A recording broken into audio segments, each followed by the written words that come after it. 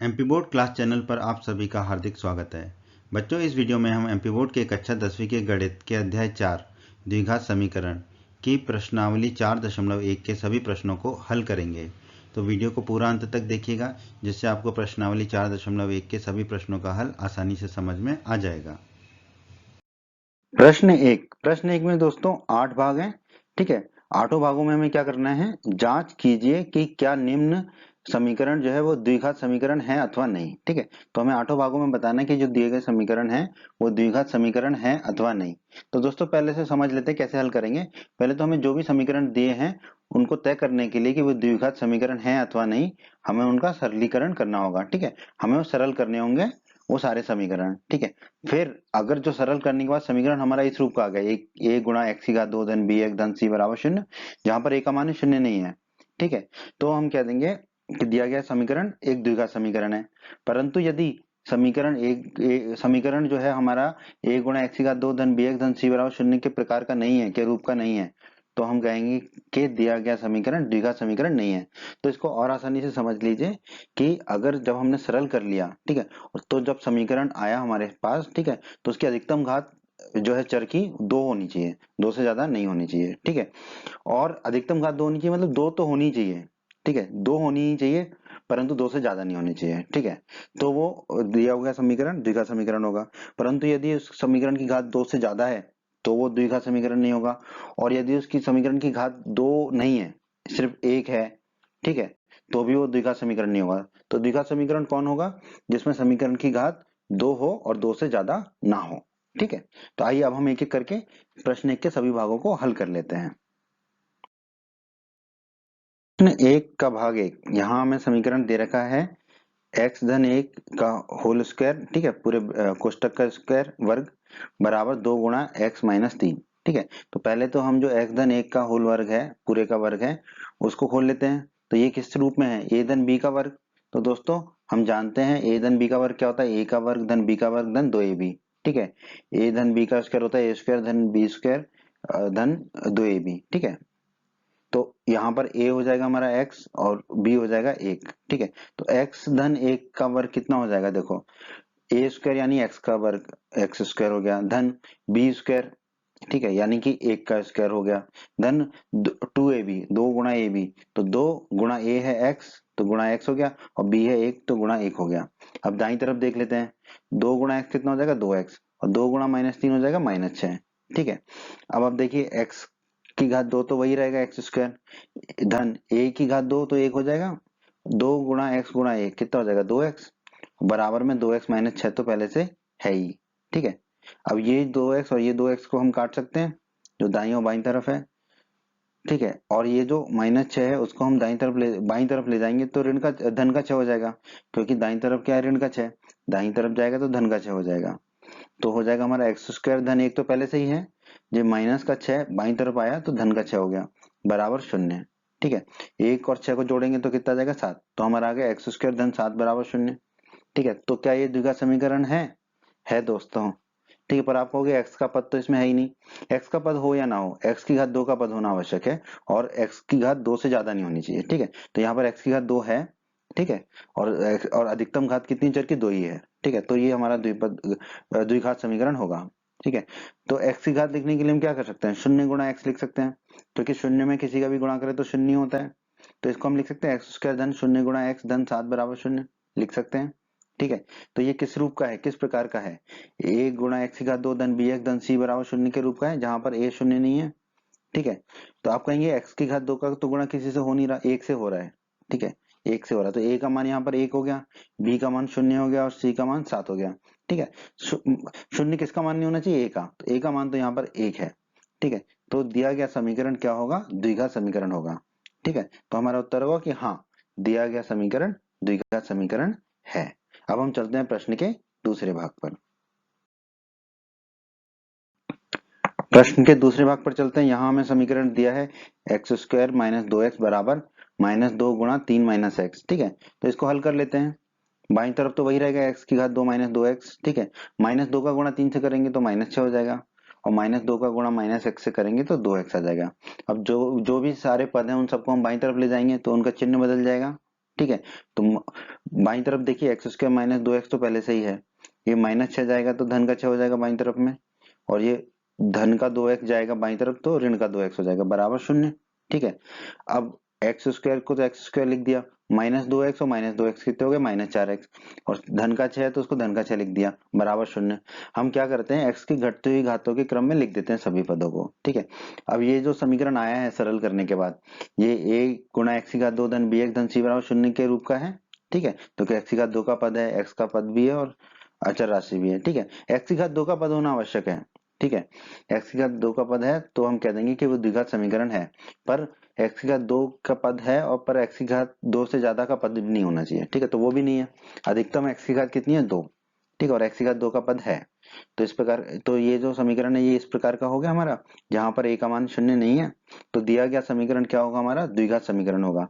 तो प्रश्न के इस भाग का उत्तर क्या होगा, हाँ, दिया गया समीकरण एक द्विघात समीकरण है। अब हम चलते हैं प्रश्न के तीसरे भाग पर। आइए दोस्तों, अब हम चलते हैं प्रश्न के तीसरे भाग पे। प्रश्न के तीसरे भाग में हमें समीकरण दे रखा है x माइनस 2 गुणा x धन 1 बराबर x माइनस 1 गुणा x धन 3। ठीक है। तो दोनों तरफ जो है कोष्टकों का गुणा कर लेते हैं आपस में। तो पहले बाईं तरफ देखते हैं, देखो x का गुणा x से होगा तो x स्क्वायर आ जाएगा, x की घात 2 आ जाएगा। फिर x का गुणा 1 से करेंगे तो x आ जाएगा तो धन x। फिर -2 का गुणा x से करेंगे तो -2x आ जाएगा।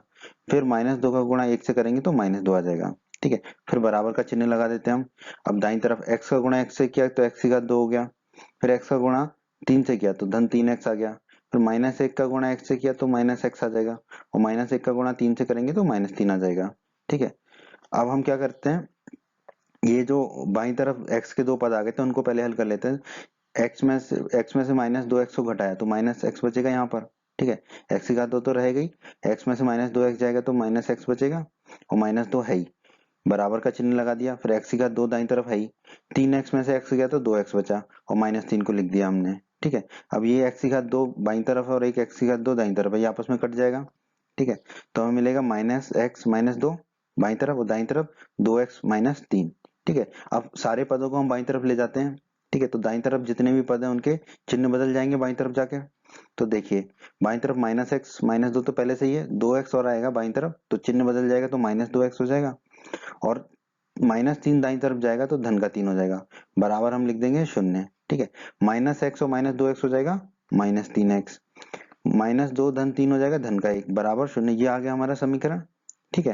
अब आप देखिए ये जो सरल करने का समीकरण मिला, इसमें x की घात 2 का पद नहीं है, और x की अधिकतम घात कितनी है 1 है। ठीक है। तो x की घात 2 का पद तो होना आवश्यक था। तो अगर x की घात 2 का पद नहीं है तो हम कह देंगे कि ये जो समीकरण है ये a गुणा x की घात 2 धन bx धन c बराबर 0 के प्रकार का समीकरण नहीं है। और अगर ऐसा है तो हम कह देंगे कि ये दिया गया समीकरण एक द्विघात समीकरण नहीं है। यही होगा हमारे प्रश्न के इस भाग का उत्तर दोस्तों। अब हम चलते हैं प्रश्न के अगले भाग पर। अब हम चलते हैं प्रश्न के चौथे भाग पर। यहाँ हमें समीकरण दे रखा है x माइनस 3 गुणा 2x धन 1 बराबर x गुणा x धन 5। ठीक है। बस पहले तो सरल कर लेंगे समीकरण को, बाईं और दाईं तरफ कोष्टक खोल लेते हैं। ठीक है। गुणा कर लेते हैं बाईं और दाईं तरफ। तो x का गुणा 2x से करेंगे तो 2 गुणा x की घात 2 आ जाएगा। फिर x का गुणा 1 से करेंगे तो धन x आ जाएगा। फिर -3 का गुणा 2x से करेंगे तो -6x आ जाएगा। फिर -3 का गुणा 1 से करेंगे तो -3 आ जाएगा। फिर बराबर का चिन्ह लगा देंगे।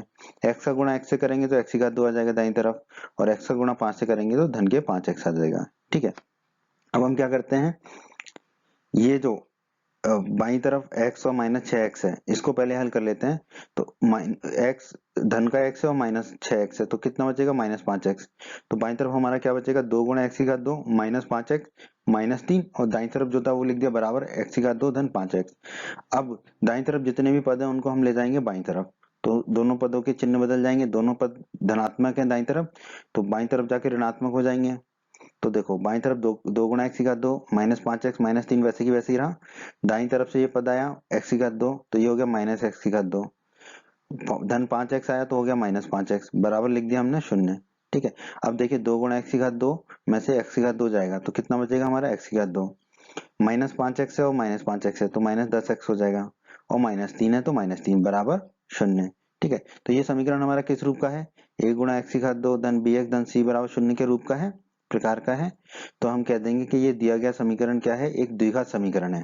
ठीक है। तो हमारा प्रश्न के इस भाग का उत्तर होगा हाँ, दिया गया समीकरण द्विघात समीकरण है। अब हम चलते हैं प्रश्न के 5वें भाग पर। प्रश्न का 5वां भाग। दोस्तों यहाँ हमें समीकरण दे रखा है 2x माइनस 1 गुणा x माइनस 3 बराबर x धन 5 गुणा x माइनस 1। तो पहले तो बाईं और दाईं तरफ दोनों तरफ कोष्टक खोल लेते हैं। तो 2x गुणा x कितना होगा, 2 गुणा x की घात 2। 2x और माइनस 3 का गुणा होगा माइनस 6x। माइनस 1 गुणा x होगा माइनस x। माइनस 1 गुणा माइनस 3 होगा धन का 3। बराबर का चिन्ह लगा लेते हैं। x गुणा x होगा x की घात 2। x गुणा माइनस 1 होगा माइनस x। 5 गुणा x होगा 5x और 5 गुणा माइनस 1 होगा माइनस 5। ठीक है, अब हम थोड़ा सरल कर लेते हैं बाईं तरफ को भी और दाईं तरफ को भी। 2 गुणा x की घात 2 को तो वही लिख दिया, माइनस 6x और माइनस x हो जाएगा माइनस 7x। धन का 3 है तो धन का 3 लिख दिया, बराबर लगा दिया। दाईं तरफ x की घात 2 है तो x की घात 2 से लिख दिया। ये माइनस x है और ये धन के 5x है, तो 5x में से x जाएगा तो बचेगा 4x। फिर माइनस 5 को लिख दिया। अब जितने भी पद हैं दाईं तरफ उनको ले जाएंगे हम बाईं तरफ। तो बाईं तरफ अगर पद ले जाएंगे, ठीक है, तो सबके चिन्ह बदल जाएंगे। तो देखो 2 गुणा x की घात 2 माइनस 7x धन 3, जो बाईं तरफ था उसको तो वैसे की वैसे ही लिख दिया। x की घात 2 दाईं से बाईं तरफ आया तो चिन्ह बदल गया, तो माइनस x की घात 2 हो गया। धन के 4x दाईं से बाईं तरफ आए तो ऋण के 4x हो गए। ऋण के 5 दाईं से बाईं तरफ आए तो धन के 5 हो गए, बराबर 0। ठीक है, अब 2 गुणा x की घात 2 में से x की घात 2 गए, ठीक है, तो x की घात 2 बचेगा। ठीक है, माइनस 7x और माइनस 4x हो जाएगा माइनस 11x। 3 और 5 हो जाएगा 8, बराबर 0 कर दिया। ये समीकरण हमें दिख रहा है किस रूप का है, a गुणा x की घात 2 धन bx धन c बराबर 0 के रूप का है।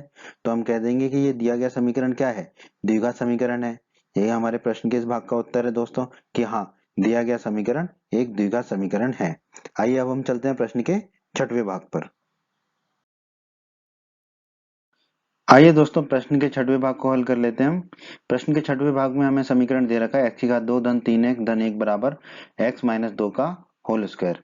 ठीक है, तो x माइनस 2 का होल स्क्वायर किस रूप का है, a माइनस बी का होल स्क्वायर। और हम जानते हैं a माइनस बी का होल स्क्वायर होता है a स्क्वायर धन बी स्क्वायर माइनस 2ab। ठीक है, तो बाईं तरफ को तो वैसे की वैसे लिख देंगे, x की घात 2 धन 3x धन 1 बराबर x माइनस 2 के होल स्क्वायर को इस सूत्र से रख देंगे a माइनस बी के होल स्क्वायर से। तो a स्क्वायर हो जाएगा हमारा एक्स स्क्वायर धन b स्क्वायर हो जाएगा 2 स्क्वायर, लिख दिया 2 स्क्वायर, फिर माइनस 2ab। तो माइनस 2 a की जगह x रख देंगे और b की जगह 2 रख देंगे। ठीक है, अब फिर बाईं तरफ तो वही रहेगा, x की घात 2 धन 3x धन 1 बराबर दाईं तरफ x की घात 2 तो वही रहा, धन 2 की घात 2 कितना हो जाएगा 4 और माइनस 2 गुणा x गुणा 2, 2 दूनी 4 और x, तो माइनस 4x हो गया। ठीक है, अब देखिए ये x की घात 2 बाईं तरफ भी है और दाईं तरफ भी, तो ये आपस में कट जाएगा। तो क्या बचेगा हमारा 3x धन 1 बराबर 4 माइनस 4x। ठीक है, बराबर 4 माइनस 4x। अब ये 4 माइनस 4x है, दाईं तरफ वाले पद उनको बाईं तरफ ले जाएंगे तो दोनों पदों के चिन्ह बदल जाएंगे। ठीक है, तो देखो 3x धन 1 को तो वैसे ही लिख दिया, 4 दाईं से बाईं आया तो माइनस 4 हो गया और माइनस 4x दाईं से बाईं तरफ आया तो धन के 4x हो गए, बराबर 0 लिख दिया हमने। अब देखिए 3x धन 4x कितना हो जाएगा 7x और धन 1 माइनस 4 कितना हो जाएगा माइनस 3 बराबर 0। तो इसमें x की घात 2 का पद है क्या, नहीं है। तो हम कह देंगे कि ये जो है a गुणा x की घात 2 धन bx धन c बराबर 0 के प्रकार का समीकरण नहीं है। और इस प्रकार का समीकरण नहीं है तो हम कह देंगे कि दिया गया समीकरण एक द्विघात समीकरण नहीं है। तो प्रश्न के इस भाग का उत्तर होगा कि नहीं, दिया गया समीकरण द्विघात समीकरण नहीं है। ठीक है, अब हम चलते हैं प्रश्न के 7वें भाग पर। प्रश्न के 7वें भाग में दोस्तों हमें समीकरण दे रखा है x धन 2 के पूरे कोष्टक की घात 3 बराबर 2x गुणा x की घात 2 माइनस 1। तो दोस्तों a धन b का होल क्यूब, ठीक है, a धन b का होल क्यूब का हम सूत्र जानते हैं, a क्यूब धन b क्यूब धन 3a स्क्वायर b धन 3a b स्क्वायर। ठीक है, तो इस सूत्र का प्रयोग करेंगे और x धन 2 के क्यूब को खोल लेंगे हम। ठीक है, तो x धन 2 का क्यूब कितना हो जाएगा हमारा a क्यूब, a कितना है यहाँ पर x और b कितना है 2। ठीक है, तो a क्यूब होगा x क्यूब धन बी क्यूब कितना होगा 2, 2 की घात 3, तो 2 की घात 3 लिख दिया धन 3 गुणा ए स्क्वायर बी धन 3 गुणा ए स्क्वायर कितना हो जाएगा एक्स स्क्वायर गुणा बी कितना है 2, तो गुणा बी 2 लिख दिया धन 3ab स्क्वायर। ठीक है, तो धन 3 ए कितना है एक्स लिख दिया और बी कितना है 2, तो 2 का स्क्वायर हो गया बराबर में कोष्टक में गुणा कर लेंगे, 2x का गुणा करेंगे x की घात 2 से, तो कितना हो जाएगा 2 गुणा x की घात 3, ठीक है। और 2x का गुणा -1 से होगा तो हो जाएगा -2x, ठीक है। अब हम थोड़ा सरल कर लेते हैं, बाईं तरफ को जो गुणा है उसको पूरा कर लेते हैं। x की घात 3 तो वही हो गया, 2 की घात 3 कितना होगा, 2 गुणा 2 यानी कि 2 गुणा 2 4 गुणा 2 8, तो ये हो गया हमारा 8, धन 3 गुणा 2 कितना हो जाएगा 6, तो ये हो जाएगा, और फिर x की घात 2 है ही, तो 6 गुणा x की घात 2, धन अब देखिए 2 गुणा 2 की घात 2 कितना हो जाएगा 4, और 4 गुणा 3 कितना हो जाएगा 12, और x है तो ये हो जाएगा 12x बराबर 2 गुणा x की घात 3 माइनस 2x, ठीक है। अब हम क्या करते हैं, जितने भी पद हैं दाईं तरफ उनको बाईं तरफ ले आएंगे। बाईं तरफ लाने पर क्या होगा, उन पदों का चिन्ह बदल जाएगा। तो देखो पहले से जो बाईं तरफ थे x की घात 3 धन 8 धन 6 गुणा x की घात 2 धन 12x, उसको तो वैसे की वैसे ही रखा। 2 गुणा x की घात 3 दाईं से बाईं आया तो ये हो जाएगा -2 गुणा x की घात 3, -2x दाईं से बाईं आया तो ये हो जाएगा धन का 2x बराबर 0, ठीक है। अब आप देखिए ये है x की घात 3, ये है -2 गुणा x की घात 3, ठीक है। तो एक चला जाएगा -2 गुणा x की घात 3 में से, 2 बचेगा -x की घात 3, ठीक है। अब ये देखिए 6 गुणा x की घात 2 है, और कोई पद नहीं है, 6 गुणा x की घात 2 का कोई और पद नहीं है, तो ये 6 गुणा x की घात 2 रहेगा, 12x धन 2x कितना हो जाएगा 14x, ठीक है। और फिर अचर राशि कितनी है सिर्फ 8, तो धन 8 हो गया बराबर 0, ठीक है। तो हमने जो है चर की घातों की घटते हुए क्रम में लिख दिया। अब देखिए इसमें जो ये जो समीकरण आया है हमारा सरल करने के बाद, इसमें x की उच्चतम घात कितनी है 3 है, ठीक है। तो ये जो समीकरण है ये 1 गुणा x की घात 2 धन b x धन c के प्रकार का नहीं है, क्योंकि x की अधिकतम घात इस समीकरण में 3 है। तो अगर ये इस प्रकार का समीकरण नहीं है तो कह देंगे हम दिया गया समीकरण द्विघात समीकरण नहीं है, ठीक है। तो हमारे प्रश्न के इस भाग का उत्तर क्या होगा, दिया गया समीकरण द्विघात समीकरण नहीं है, तो नहीं होगा हमारा इस प्रश्न के इस भाग का उत्तर। अब हम चलते हैं प्रश्न के अंतिम और 8वें भाग पर। प्रश्न के 8वें भाग को हल कर लेते हैं। यहाँ हमें समीकरण दे रखा है x की घात 3 माइनस 4 गुणा x की घात 2 माइनस x धन 1 बराबर x माइनस 2 का होल क्यूब। देखो दोस्तों देखने से तो लग रहा है कि इसमें x की घात 3 है, तो ये द्विघात समीकरण नहीं होगा, लेकिन हम अंतिम निष्कर्ष पर तभी पहुंच सकते हैं जब हम इस समीकरण को पहले सरल कर लें, ठीक है। और तब हम बता पाएंगे कि ये द्विघात समीकरण है या नहीं। तो पहले इस समीकरण को हम थोड़ा सरल कर लेते हैं। तो देखिए दाईं तरफ जो x माइनस 2 का होल क्यूब दे रखा है, ये किस रूप का है, a माइनस बी का होल क्यूब, जहां पर a हो जाएगा x और b हो जाएगा 2। तो a माइनस बी के होल क्यूब का सूत्र हम जानते हैं दोस्तों, a cube minus b cube minus 3a square b धन 3ab स्क्वायर, ठीक है, ये होता है। तो a की जगह रख देंगे x और b की जगह रख देंगे 2।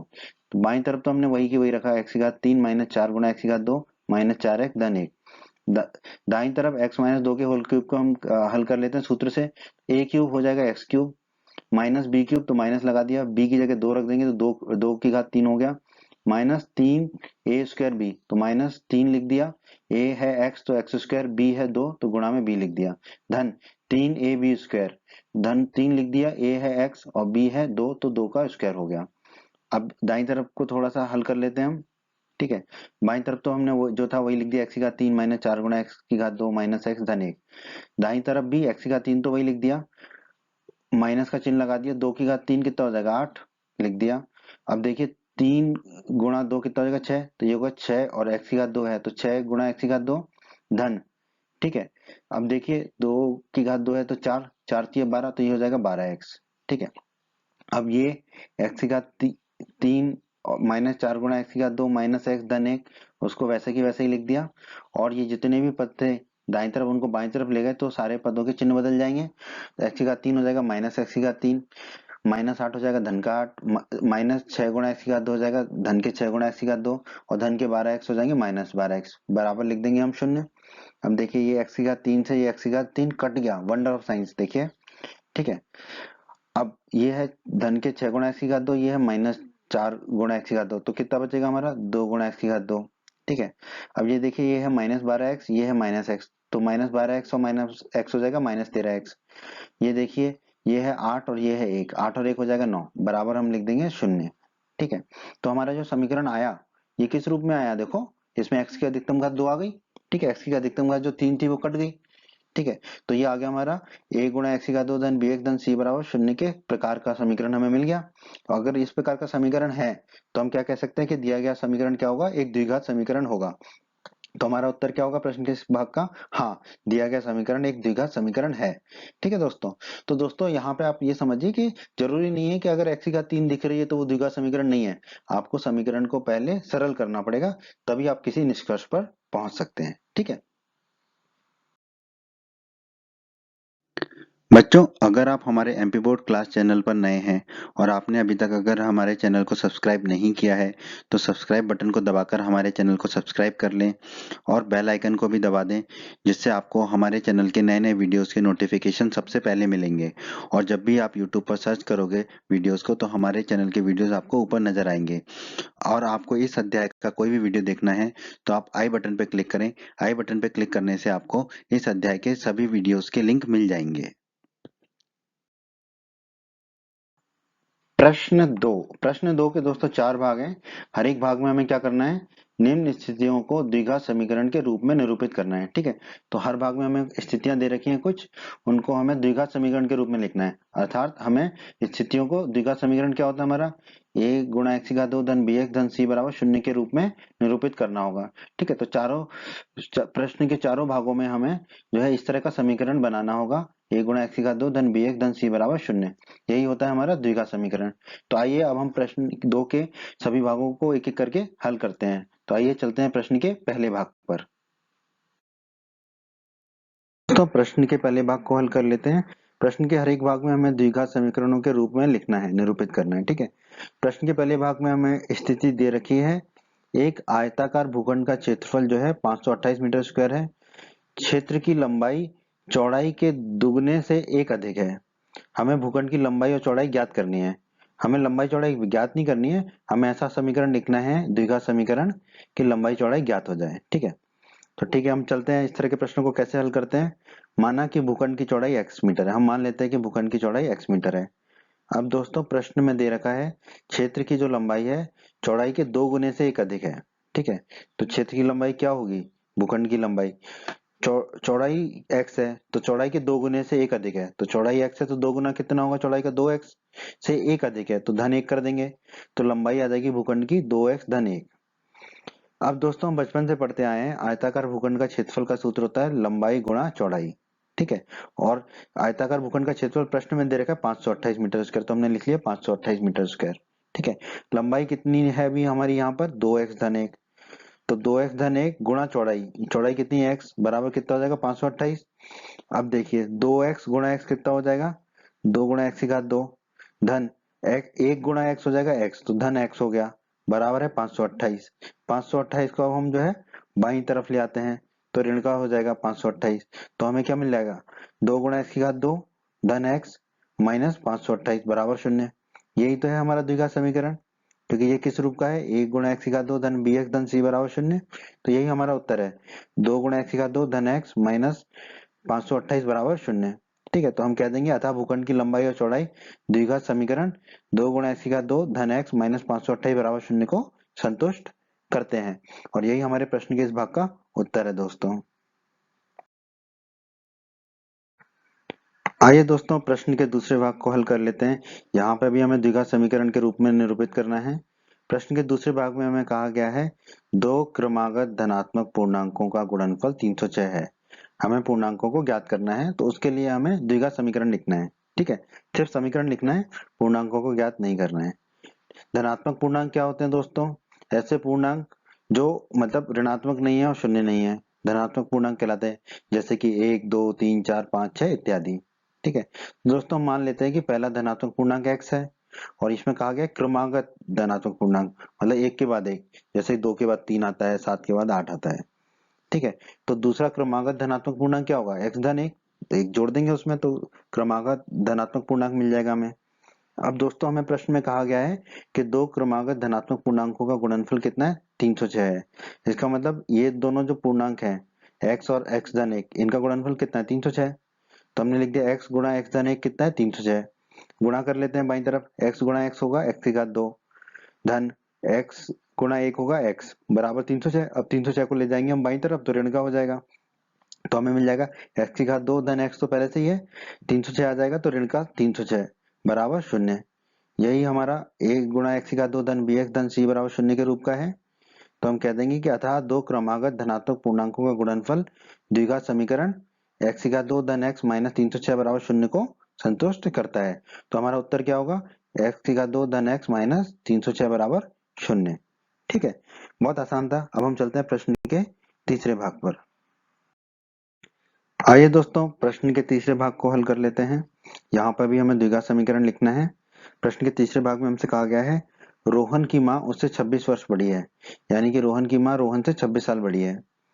उनकी आयु वर्षों में का गुणनफल अब से 3 वर्ष पश्चात 360 हो जाएगा, यानी कि 3 साल बाद जो रोहन की आयु होगी और जो रोहन की माँ की आयु होगी उनका गुणनफल कितना हो जाएगा, 360।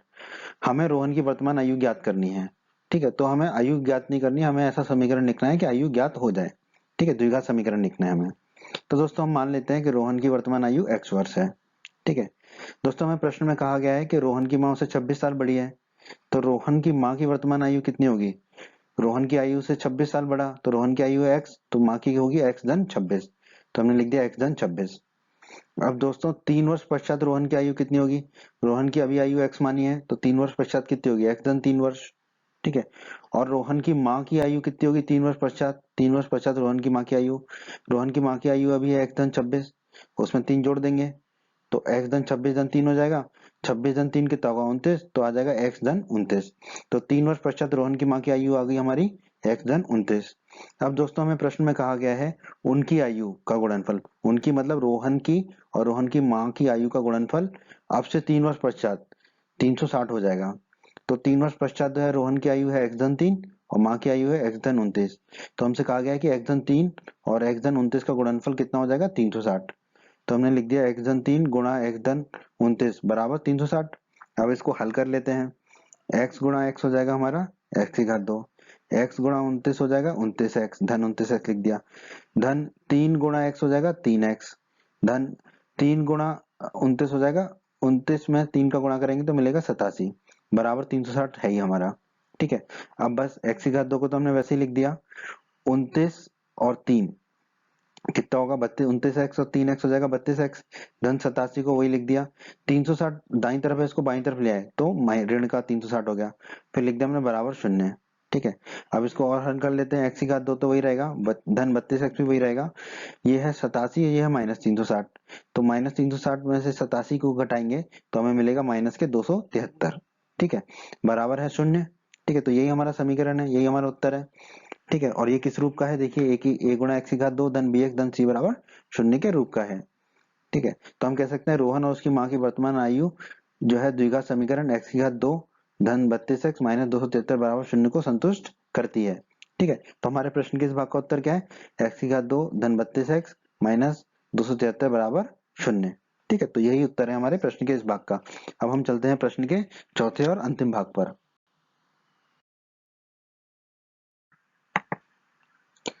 आइए दोस्तों प्रश्न के चौथे भाग को हल कर लेते हैं हम। इसको भी हमें द्विघात समीकरण के रूप में निरूपित करना है।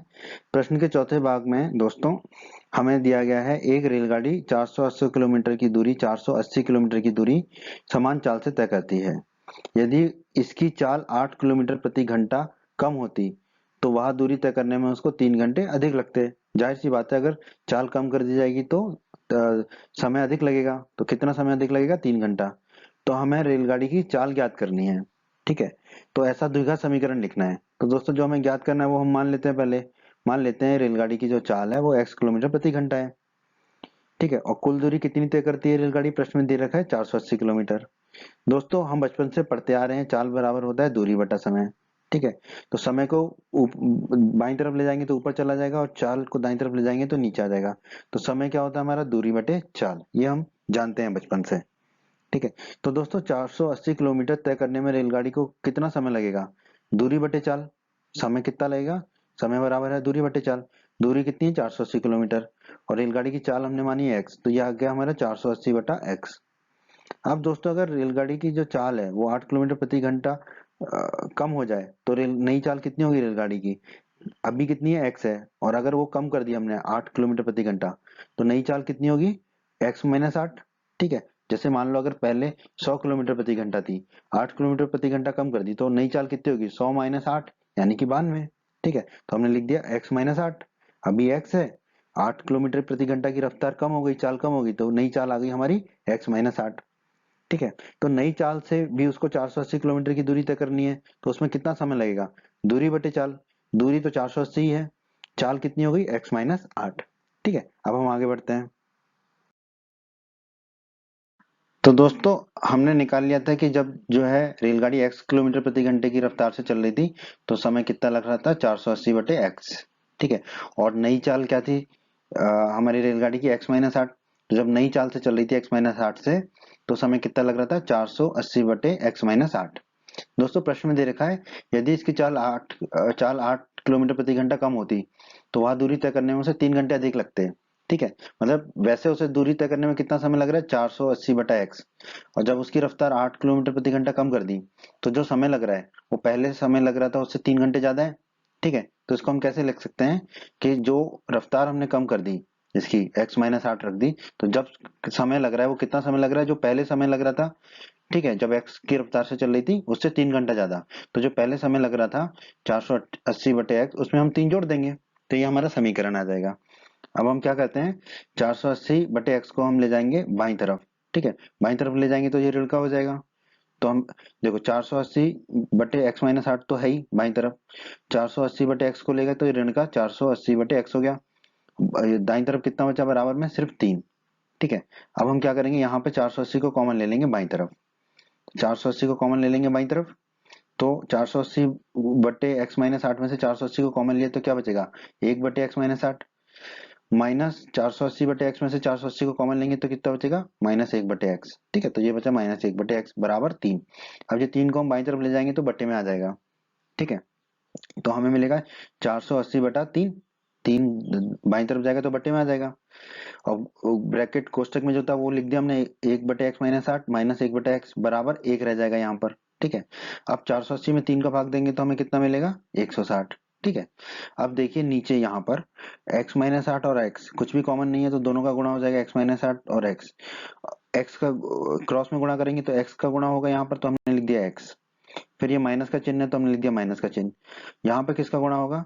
x माइनस 8 का, तो हमने लिख दिया x माइनस 8। ठीक है, बराबर में 1 है तो बराबर में 1 लिख दिया। अब हम इसको सरल कर लेते हैं।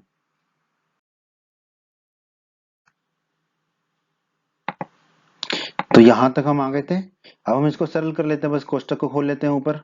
ठीक है, तो 160 बाहर तो वही है, x को x लिखा, कोष्टक को खोला तो माइनस एक्स आ गया, और ये माइनस 8 है, कोष्टक के बाहर भी माइनस है तो ये धन का 8 हो जाएगा। ठीक है, बटे में जो था x माइनस 8 गुणा एक्स, तो हमने वही लिख दिया बराबर 1। ठीक है, अब ये x और x कट जाएंगे आपस में दोनों।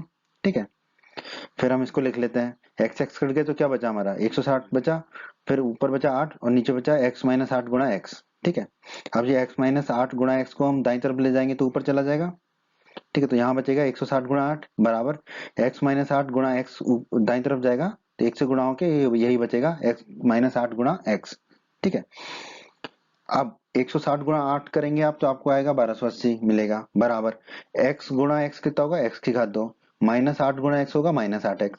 अब जो है 1280 को हम ले जाते हैं बाईं तरफ, दाईं तरफ, तो ये ऋण का हो जाएगा 1280, और बाईं तरफ बचेगा शून्य, तो हो जाएगा शून्य बराबर x की घात 2 माइनस 8x तो पहले से ही है, 1280 दाईं तरफ गया तो ऋण के 1280 हो गया। ठीक है, तो शून्य बराबर कितना है? x की घात 2 माइनस 8x माइनस 1280, तो हम इसको लिख सकते हैं x की घात 2 माइनस 8x माइनस 1280 बराबर शून्य, एक ही बात है। ठीक है, तो यही हमारा उत्तर होगा प्रश्न का, क्योंकि ये किस रूप में है? a गुणा x की घात 2 धन bx धन c बराबर शून्य के रूप में है। ठीक है, तो हम कह सकते हैं रेलगाड़ी की जो चाल है जो हमने x मानी थी, ठीक है, वो जो है द्विघात समीकरण x की घात 2 माइनस 8x माइनस 1280 को बराबर शून्य को संतुष्ट करती है। तो हमारे प्रश्न के इस भाग का यही उत्तर होगा, x की घात 2 माइनस 8x माइनस 1280 बराबर शून्य। उम्मीद करते हैं बच्चों आपको एमपी बोर्ड क्लास का ये वीडियो पसंद आया होगा। बच्चों अगर आप हमारे चैनल पर नए हैं और आपने अभी तक चैनल को सब्सक्राइब नहीं किया है तो आप सब्सक्राइब बटन को दबाकर जल्दी से चैनल को सब्सक्राइब कर लीजिए और बेल आइकन को भी दबा दीजिए।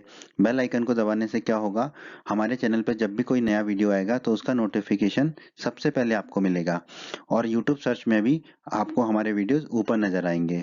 और आप हमारे वीडियोस को अपने सभी दोस्तों के साथ फेसबुक और व्हाट्सएप पर अवश्य शेयर कीजिए, जिससे आपके दोस्तों का भी लाभ हो सके।